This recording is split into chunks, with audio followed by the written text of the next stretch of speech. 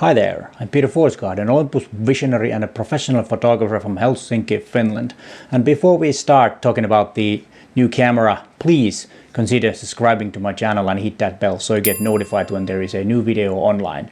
My channel is all about you getting to be a better photographer and all about Olympus gear. And remember, I post usually 2 videos a week, usually on Tuesdays and on Fridays. As you saw from the opening shot, it's finally here. Olympus OM-D E-M5 MKIII. It's hard, 3 fingers. And a disclaimer before we start. This camera is from Olympus Finland as a loan to test. They did not ask me to make this video. They do not either pay me for doing this. The reason I wanted to do this because this is a very interesting camera and I think it might interest you. Yes, you over there. And all the images that I took this and I show you on this one is taken with this sample camera, which has a firmware 1.0. And it's a pre-production version and there might be slight differences in the final version, but most likely it's going to be exactly like this. And all the images that I took are raw files converted to TIFF files, 16-bit TIFF files in Olympus Workspace, and then tweaked a bit in Lightroom. The reason that I used Olympus Workspace is the only software that opens the raw files, and Lightroom does not open them yet, but most likely in the next small update in Lightroom it will. I've had a chance to test this camera for a week now, and in this video I'm going to tell you what I liked about it and if there's something that I did not like about it. Stick around to see my first impression of Olympus OM-D E-M5 MKIII. But let's go. The first thing you take it into your hand, it feels a little plasticky, and that's why, because it's made out of plastic, but it doesn't mean that it's not well made. It's very durable and it's fully weather sealed. The reason it's made out of plastic is because Olympus wanted to make a really light camera, and this weighs a lot less than the predecessor, the EM1 MKII. This camera weighs only 414 grams with the battery and the SD card, and it's 55 grams lighter than EM5 MKII. And the small and light cameras has been in the DNA of Olympus since the pen was introduced 1959. In my 100 facts about Olympus when they turned 100 years old from last Friday, I was playing around with the idea that what kind of a digital camera would MKIII design. And Henri Kuokka from Olympus Nordic said that EM5 MKIII would be the camera. And this has the full DNA of that thinking of MKIII, or the design thinking of MKIII, and I couldn't agree more. This reminds me a lot of the same concept, especially the OM1, which was the lightest SLR at its time when it was introduced 1972, and I think this camera has a lot from that camera. I have the Olympus M1, and here you can see them side by side. They look a lot like the same camera. I agree 100% with Henry that this camera has the DNA of MKIII's design. Olympus has 3 different series in the OM-D lineup. You have the EM10 series, EM5 series, and then you have the EM1 series. And this one, of course, goes to the EM5 lineup. But who is this for? Well, Olympus says in their marketing material for this camera that it's for wildlife and nature, city and travel, social and lifestyle, and then for video. And in this video I'm gonna find out if there is features to back up those claims that Olympus makes for this camera, because it's quite wide range of different genres and different types of photography. But let's see if there is facts to back this up. Did I say it's small and light? Yes, I think I did a couple of times already. But that's a big thing when you're traveling to distant places. You don't want to carry excessive amount of gear with you. You already have maybe a backpack with stuff that you need for overnight stay, and then you want to have your camera gear to be really light. And the size is no big deal, even if you have, let's say, the 75 to 300 millimeter lens with you. It can fit in a small bag, or maybe you want to travel with the 12 to 200 millimeter, which I don't remember the F numbers on that one right now, but with that zoom lens, then you're still all set with only one small bag for the camera. And that makes it a perfect camera for your travel adventures. And as I said in the beginning, it's fully weather sealed, which is a must, which means dust proof, freeze proof and splash proof, which is a must in hard conditions. And you don't even need to take a charger with you. This can be charged via USB. So if you have a power bank, couple of batteries, you all set. And yeah, there was one more thing about the USB charging. It cannot be charged while you use the camera, which I think it should be. It should be possible so that you would have a power bank in your bag and then you would charge it, but you cannot. So you need to charge it between photographing. So when you're having lunch or driving around, maybe you just plug it in for charging at that time. And it's not a USB-C, it's USB micro, so it's USB 2.0, which is not a big deal, but I think USB-C would be a bit better because that's where USBs are going. But otherwise it's a good feature that you can charge it from the USB. But I will talk about the battery a bit more later. And it has the same AF algorithm that EM1 Mark II has. So I think the claims for nature and wildlife is well covered. So I think in that sense Olympus is right. It's a great camera for nature and wildlife.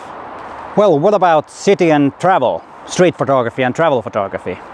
Almost the same things apply as I already said with the nature and wildlife. I had this camera with me on a small trip to Lisbon. I was there a couple of days and had the chance to use this as a travel camera. And all I had was this set. And as you can see, this is a very, very small set, but with very variety of lenses, which are all very small and quite fast. So I was all covered to do any kind of photography that I was planning on doing and wanted to do. And here are some images that I took on that trip.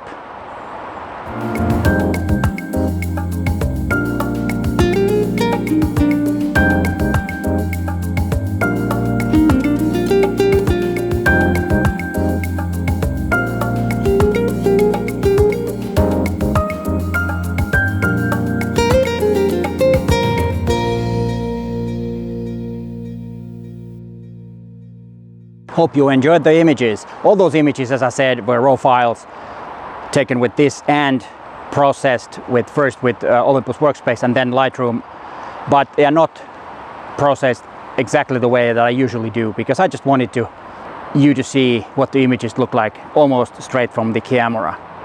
I was talking about the weather sealed thing. But of course, when you have the M.Zuiko line lenses that are not weather sealed, remember that the whole system is not weather sealed. It can take a small slight rain if you're really careful and holding your camera mostly like this and then cover up it a bit when shooting in rain. But of course, if you have the 12 to 200 millimeter or any other weatherproof lenses, then you have the same weatherproof scale as the EM1 Mark II. So this has the same qualities in that sense with the EM1 Mark II. And speaking of the EM1 Mark II, I will compare these and talk about them on this video also a bit, because they are quite close to each other. But is there something that is against this claim that is great for street and travel, which of course this one will also apply to the previous nature and wildlife? Well, it's about the battery life. I already mentioned the battery, and it has the same battery as the EM10 series, so it's a bit smaller than the EM5 Mark II had.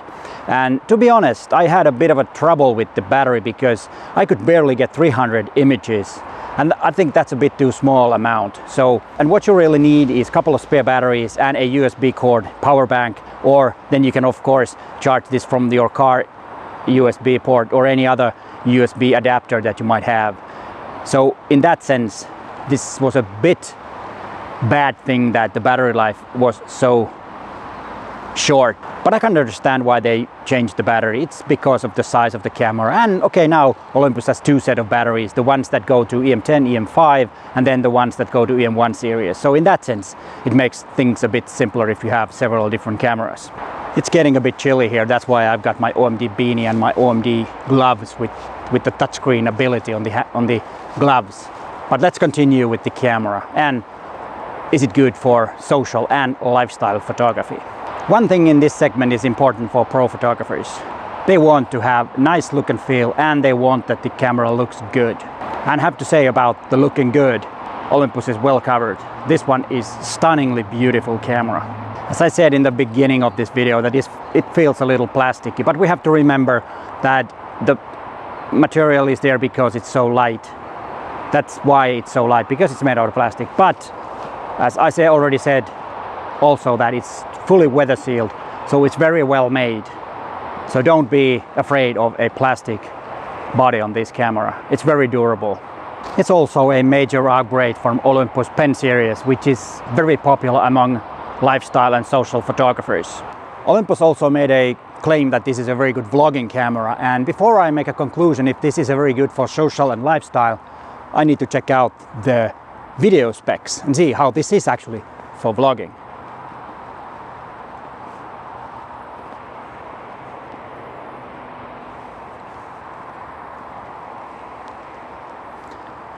The AF seems to be very good. I have the 12mm f2.0 lens on right now, so with this lens at least it seems to be very good, the AF. I'm moving the camera around, sorry about the footage, but I needed to test this, and yeah, it's stuck in my face. Really nice. As I already said before, it has the same AF algorithm as the EM1 Mark II, and as you saw from that short clip when I was vlogging, you could see that it was no problem sticking into my face, the AF I mean. It worked really well, and I think that's a big advantage if you do vlogging. The camera is small and light, I said it again, and it's a perfect vlogging camera. You don't need a gimbal, you don't need a tripod, you don't need anything. You can just have the camera and the microphone on top. It has a microphone jack, of course. One thing that it lacks, it doesn't have the headphone jack, but most vloggers don't need that.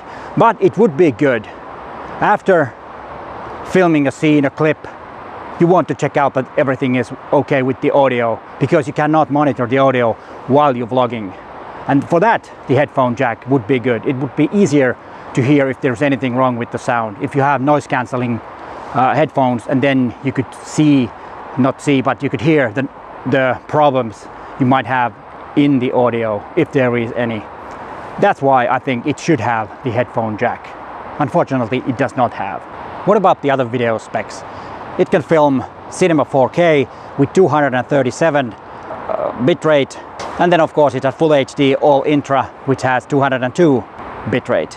And then of course it's at Ultra HD and other Full HD versions with less quality. But I've heard that most vloggers use Full HD, so it's very good that it has a high bitrate in Full HD. The reason they use Full HD is that it's easier and faster to edit.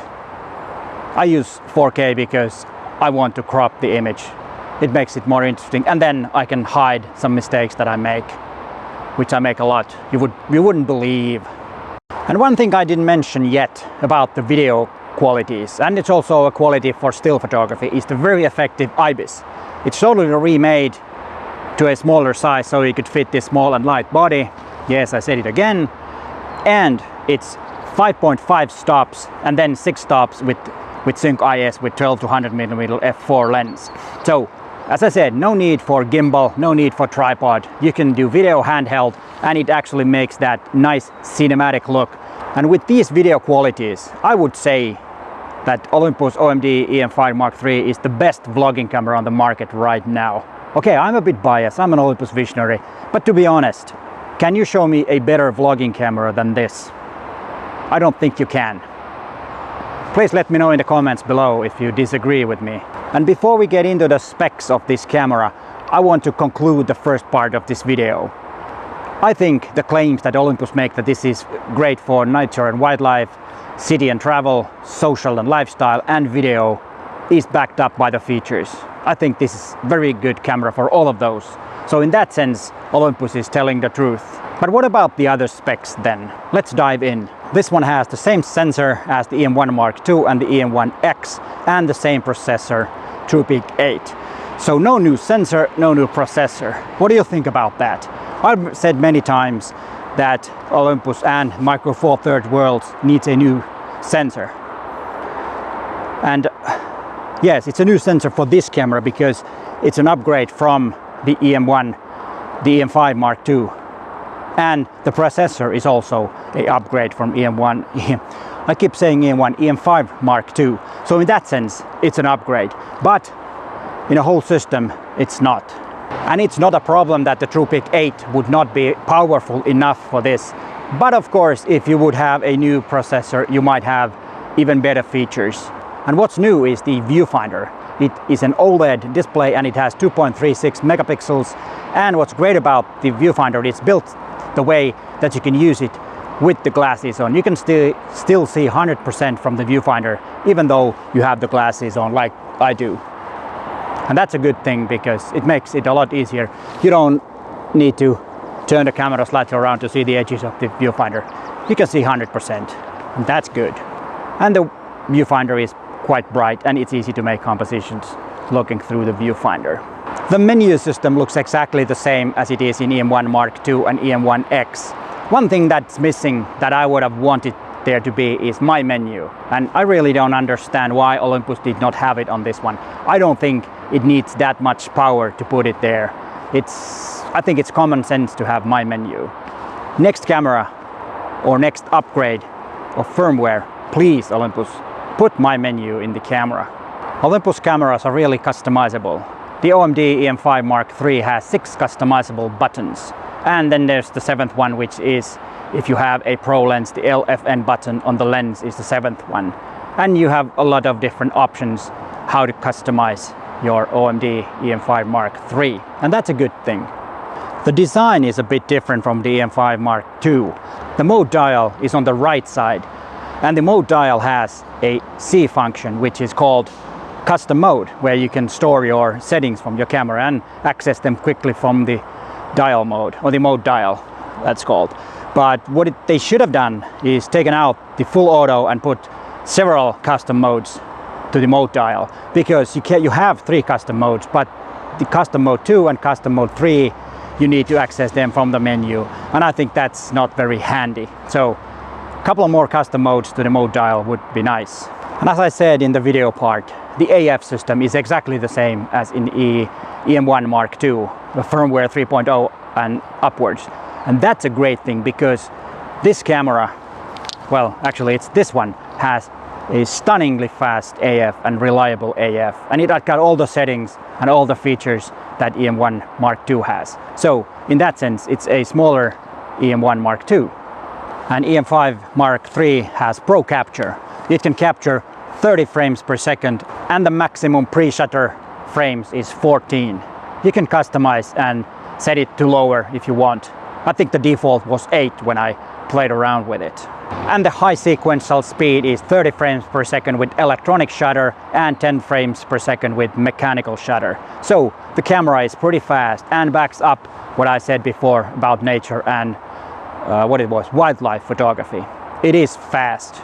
And the E-M5 Mark III has high-res shot, but not handheld. You need a tripod for that. To be able to make the handheld high-res shot to this camera, it would have needed 2 processors. Because it only has one, according to Olympus, it's not possible. And the camera has Wi-Fi and Bluetooth. So connecting the camera to your mobile device and use the Olympus OE Share app is very easy as it's with all other Olympus cameras. And with the Bluetooth, you can wake up the camera for transferring images even when it's turned off. You can have your camera in your backpack and then browse through your images that you took on your adventures. And I tested that the newest OE Share app will connect to this camera, but I did not test all the features, so maybe there will be an upgrade, I don't know. But so far, at least you can connect and control it remotely. And in the coming weeks, I will make a video that compares the older model, the E-M5 Mark II, because of course, it's interesting to see what's new and what's better in the new one. But what's really interesting is that this camera is almost as good as the EM1 Mark II. And that is going to be an interesting video. That's something that I already started to think, and I think I'm gonna make one of those battles to put this one against the EM1 Mark II and see which one is a better camera and why. That's going to be interesting to see. And this concludes the part 2, and let's get into the part 3 and make a conclusion what I think about this camera. As you've probably seen, it has a lot to offer for a photographer from different genres and different things you want to photograph. This one is a really remarkable camera, and there are a few things that I did not like about. The first one I already said about is the battery life. I would have wanted it to be a bit more, just because it's made for adventure, wildlife, outdoors, where there might not be electricity to to charge your batteries, but of course the USB thing is there. But still, I think that's one bad thing about the camera. And the second one is about the design. Even though it's a beautiful camera and it really fits really in my hand nicely, and I have the extra grip here which has the shutter button on it, and it makes it even better in my hand. But there's one slight fault that is a bit faulty in my opinion, because it doesn't fit into my way of making images. It's not a really big thing, but in a way it could be a big thing. Is the back dial. It's not the same way as it was with the E-M5 MKIII. This one is a bit further in, and I like to have exposure compensation on the back wheel. And now my thumb, when I move it like this, it doesn't fit. I need to move my hand a bit, and then it's a bit awkward position. And it's a bit tight here, between here for my thumb. And that's why it's a bit harder to make the exposure compensation. But it's a small thing which might turn into a big thing. We'll see in the future. And then the things that I liked about the camera. I like the size. It's easy to carry around. It's very handy. It's weather sealed. It's very durable. And it's got lots and lots of good features. And as I said, it's almost like the E-M1 MKII. I think it's a great thing that they have put so many features from E-M1 MKII to this one. My favorite go-to camera on my free time has been the E-M5 MKIII so far. Is this going to replace it as my favorite camera? And if I say that I fell in love with this camera, so that might tell it all. Yes, it will. This is a remarkable camera. And I think Olympus has nailed this one. And it's a good one. But it's really getting dark now. I don't know if I'm too dark here in my face. But let's wrap up before it gets too dark. And what's left is the price and availability. The price in Europe is body only, and then you can get it with 12 to 40mm f2.8 Pro zoom. You can get it with 14 to 150mm M.Zuiko lens and 12 to 200mm M.Zuiko lens, and then you have the so-called kit lens 14 to 42mm electronic zoom M.Zuiko lens. And then there is a special deal, at least in Europe for a while, and then you get €100 off the price because of the Olympus 100-year birthday that was on 12th of October this year. And the camera will be available in early November. And there will be an affiliate link to Amazon stores if you want to pre-order this camera. And remember, if you click the affiliate link and buy something, I get a small commission, but you don't pay anything more. That's a win-win situation. And what's fun and great, you will support my channel to make these free videos for you in the future also. But hey, thanks for watching, and bye for now.